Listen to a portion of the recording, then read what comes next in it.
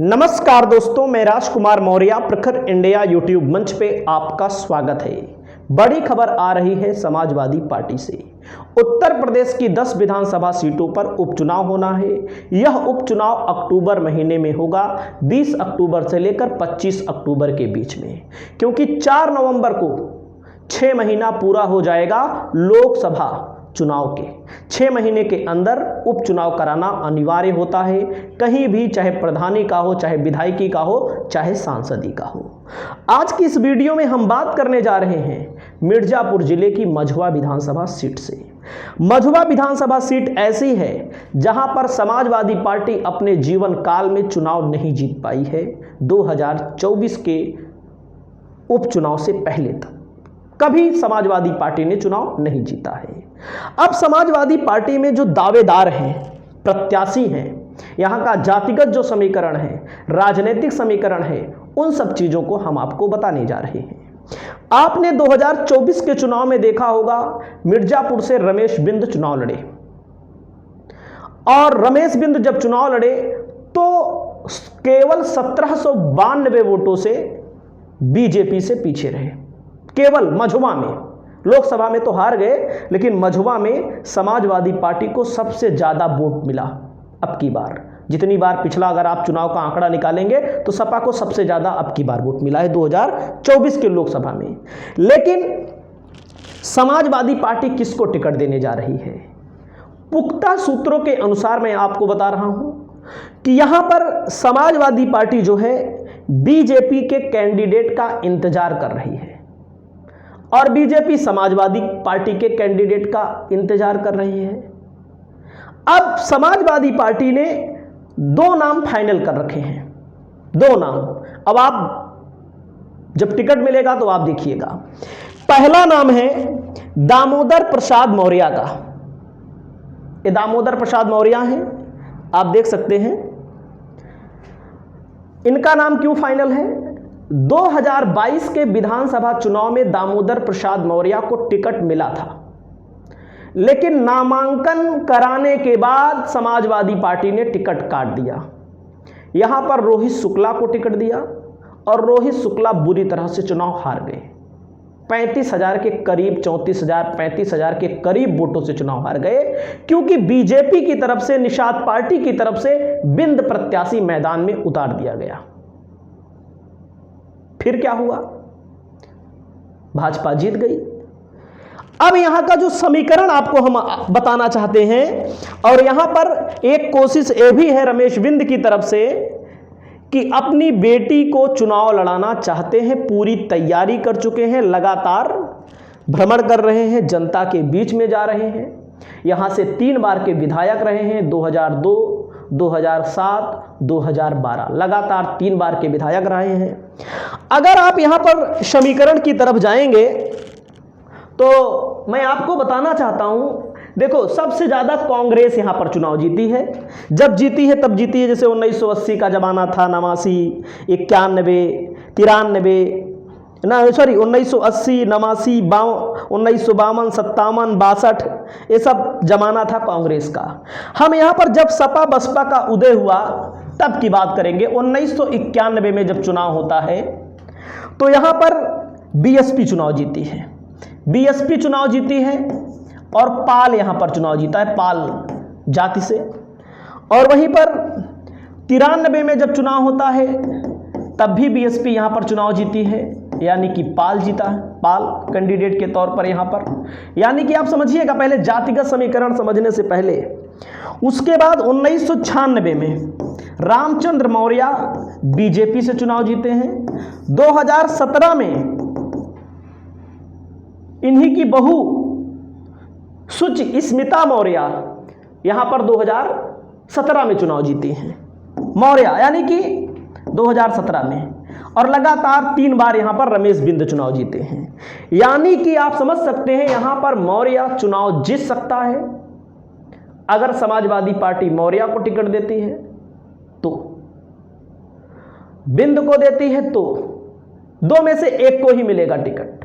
और बिंद का नाम यहां पर थोड़ा पीछे इसलिए हो रहा है कि लोकसभा में जब समाजवादी पार्टी ने टिकट दिया दूसरी पार्टी से होकर आए थे, अचानक से टिकट मिला, मजबूत कैंडिडेट हैं, इन चीज़ों से आप इग्नोर नहीं कर सकते। लेकिन पार्टी के अंदर जो लोग हैं वो चाहते हैं कि पार्टी के मजबूत कैडर को टिकट मिले जो पहले से समाजवादी पार्टी के अंदर हैं। और यहां पर अगर हम जातिगत समीकरण की बात करेंगे तो बिंद सबसे ज्यादा, मतलब लगभग 60,000, सबसे ज्यादा नहीं है, 2 नंबर पे है 60,000, और दलित यहां पर 65,000, दलित सबसे ज्यादा है। दलित में कौन से दलित? पासी को छोड़कर। जाटो जो बहुजन समाज पार्टी के साथ इंटैक्ट तौर पर अभी भी खड़ा है, और ब्राह्मण यहां पर 50,000 की आबादी बताई गई है, जो बीजेपी का कोर वोटर माना जाता है। समाजवादी पार्टी अगर प्रत्याशी भी देती है तो 10%, 20%, 25%, इससे ज़्यादा वोट समाजवादी पार्टी को नहीं मिलने वाला है, चाहे जो स्कीम लागू कर दे, मुश्किल है। जैसे बसपा ने यहाँ पर ब्राह्मण को टिकट दे दिया है तो उनको भी ऐसे ही होगा। अगर बहुत मजबूत होंगे उपचुनाव के नाते लोग भले दे दें, लेकिन बहुत मुश्किल लग रहा है हमको। अब यहाँ पर मौर्य आबादी जो है 40,000 के करीब है, यादव यहाँ 35,000 है, मुस्लिम यहाँ 19,000 है, भूमियार यहाँ पर 17,000 है, क्षत्रिय यहाँ पर 11,000 है, पाल यहाँ पर 10,000 है, पटेल यहाँ पर 8,000 है। देखिएगा यहाँ पर, और देखिएगा पटेल 8,000 है, प्रजापति 5,000, विश्वकर्मा 4,000, चौहान 5,000, नाई 2,000, कनौजिया 2,500, सोनकर 8,000, गौड़ 4,000, बनिया 12,000, मुसहर 2,000, नट 3,500, पासी 13,000, निषाद 6,000। और देखिएगा थोड़ा से, कश्यप 1,500, अन्य में 8,000, टोटल 3,97,000, पौने 4 लाख, 3,90,000, 3,97,000 एक विधानसभा में वोटर होते हैं। लगभग 19-20 इधर उधर हो सकता है बस। तो यहां पर अगर समाजवादी पार्टी दामोदर प्रसाद मौर्य को टिकट देती है, जिसकी संभावना बढ़ गई है, मैं पहले बता चुका हूं, संभावना इसलिए मैं बता रहा हूं बढ़ गई है क्योंकि समाजवादी पार्टी ने इसके पहले यहां पर मौर्य को टिकट दिया भी नहीं है, और रमेश बिंद का नाम आ रहा है। लेकिन अगर समाजवादी पार्टी हो या भारतीय जनता पार्टी हो, एक ही घर में बार बार टिकट देगी तो पार्टी के और लोग कहीं ना कहीं नाराजगी का शिकार बनते हैं। उसके अलावा पार्टी में इतनी अच्छी पकड़ है, पकड़ इनकी भी है, उनकी भी है, हमें नहीं कह रहे हैं, किसी की बुराई यहां नहीं कर रहे हैं, एकदम साफ साफ मैं बता दूं कि लगातार इनके फेसबुक को पीडीए का पेड़ जो लगाया जाता है, इसको समाजवादी पार्टी की तरफ से नोटिस किया जाता है। आप देखिएगा, पीडीए का पेड़ जो अखिलेश यादव के जन्मदिवस पर लगाया गया, ये दामोदर प्रसाद मौर्य यहाँ पर लगातार सक्रिय हैं, एक एक बूथ पर काम कर रहे हैं, और एक एक बूथ पर यहाँ पर काम कर रहे हैं। और लगातार जब यहाँ पर नरेश उत्तम पटेल आए थे, लोकसभा चुनाव के जस्ट पहले प्रभारी उनको बनाया गया था।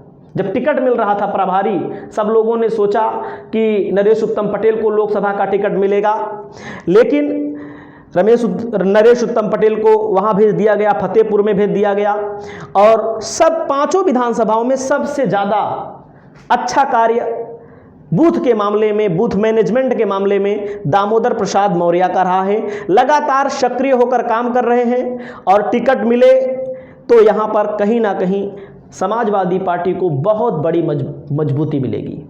इस मामले को लेकर आपकी जो भी राय हो, आप अपनी राय को बताइएगा। इसके अलावा 2 ही दावेदार हैं, मैंने पहले बता दिया।